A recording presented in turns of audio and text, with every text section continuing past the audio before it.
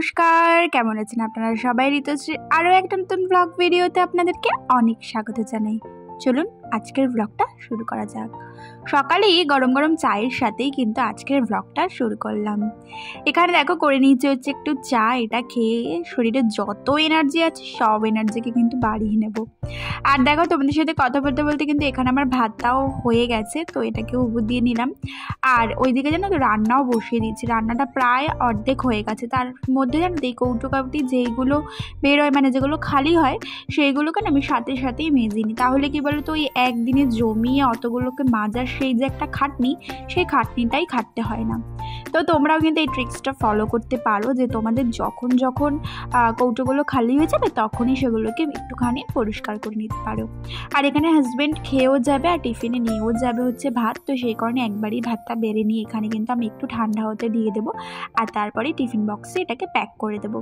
আর এই যে সকালে এই ডাটা দিয়ে কাঁঠালের যে দানা থাকে, দানা, কুমড়ো, আলু, এই সব কিছু দিয়ে একটা নিরামিষ তরকারি মতন করেছিলাম, তো সেটাও ওকে প্যাক করে দিচ্ছি। আর করেছিলাম হচ্ছে উচ্ছে আর আলু ভাজা, তো সেটাও ও নিয়েই যাবে একেবারে।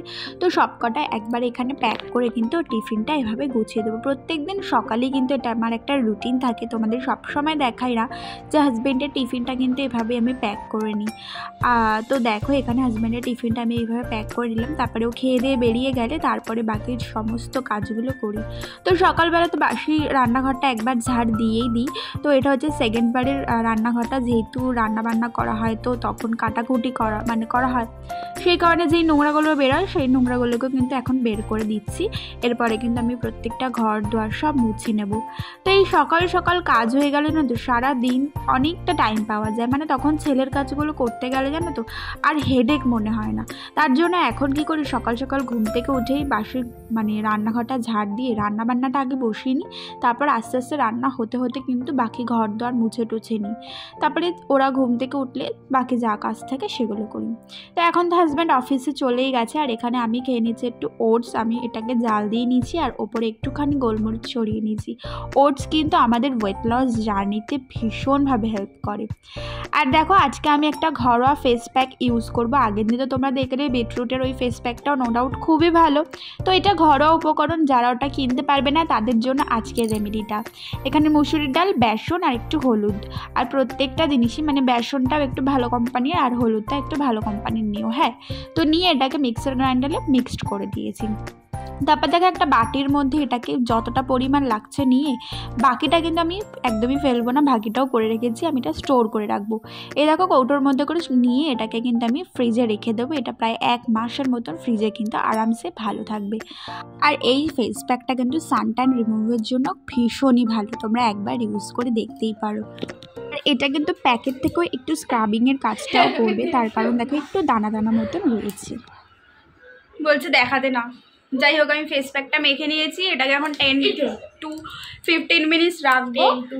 তারপরে হচ্ছে মানে এটা মেখে তো কথা বলা যাবে না, তো ওর আমার খুদ ধরছে, তো মেখে তো কথা বলা যাবে না। তো এখন আপাতত ওকে আমি ঘুম পাড়াবো, ততক্ষণ এটা ট্রাই হয়ে যাবে, দেন স্নানে যাবো। আর ছেলে আমার কোলে আসার জন্য পাগল হয়ে গেছে, আমাকে দেখছে হাক।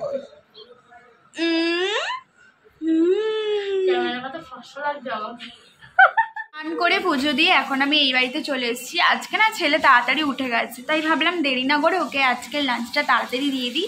তো এখন বাজছে ওই 1:30 থেকে 2টোর মধ্যে যদি ওকে প্রত্যেক দিন লাঞ্চটা দিতে পারি তো খুবই ভালো। তো চলো ওকে খাইয়ে নিই এখন। আর তোমাদের সাথে সকাল থেকে তো একটুও কথা বলতে পারিনি, অনেক ব্যস্ততার মধ্যে ছিলাম। আর দেখলেই ফেস প্যাক লাগিয়েছিলাম, হেয়ার শ্যাম্পু করলাম। তো আজকে অনেকটাই লেট হয়ে গেছে, নয়তো কাজ তো হয়ে গেছে, রান্নাবান্না সমস্ত কাজ।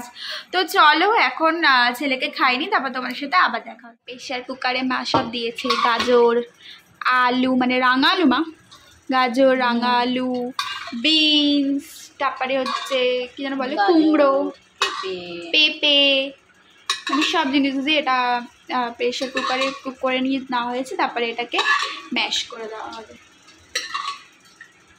না তোমরা বাটার দিয়ে, বা বাটার মানে একদম অল্প, হ্যাঁ মানে একটা চামচের হাফ চামচ বাটার বা ঘি, এই দুটো জিনিস তোমরা অ্যাড করতে পারো। তোমাদের যাদের ছোট ছোট বেবি আছে তাদের জন্য বলছি, এটা অ্যাড করে ভাবে তোমরা একটু মিশিয়ে নিয়ে খাইয়ে দিতে পারো। তো ওরা একটু টেস্ট পায়, তো ওরা খায়, যেহেতু ওদের মানে সল্ট আর সুগারটা বারণ থাকে 1 বছরের নিচে, তো সেই কারণে।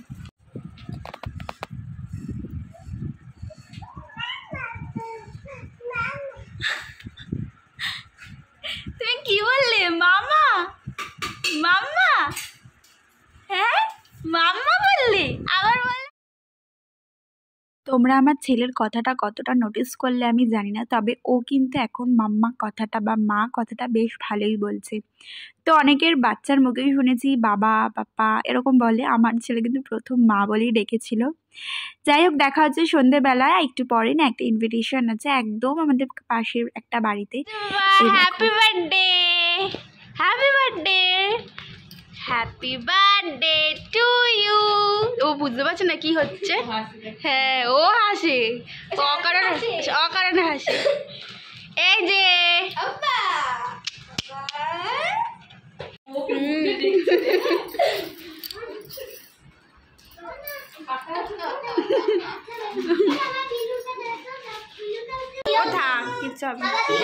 কাটো কাটো। হ্যাপি বার্থডে টু ইউ, এ হাততালি দে।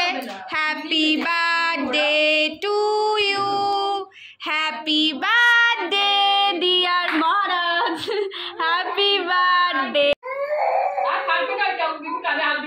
সন্ধেবেলায় তো এই পুচকে বাবুটার বাড়িতে আমরা গেছিলাম, তো ওখানে বার্থডে সেলিব্রেট হয়েছিল ছোটোখাটোর মধ্যে, বেশ ভালোই আনন্দ হয়েছিল। আর এটা না একদমই আমাদের পাশে ওর দিকে একটা বাড়ি আছে, তো ওই বাড়িতেই দিদি আর দিদির ছেলে আর হাজব্যান্ড থাকে।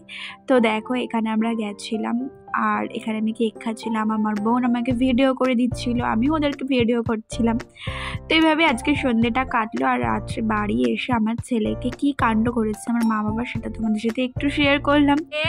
তো চলো বন্ধুরা, আজকের ব্লগটা এইটুখানি। তোমাদের যদি আজকে আমার এই ব্লগটা ভালো লেগে থাকে তাহলে প্লিজ আমার চ্যানেলটাকে সাবস্ক্রাইব করো, লাইক করো আর কমেন্ট করো, আর অবশ্যই হবে আমার পাশে থেকে। চলো এখানেই শেষ করলাম, সবাই খুব ভালো থাকে, টাটা বাই বাই।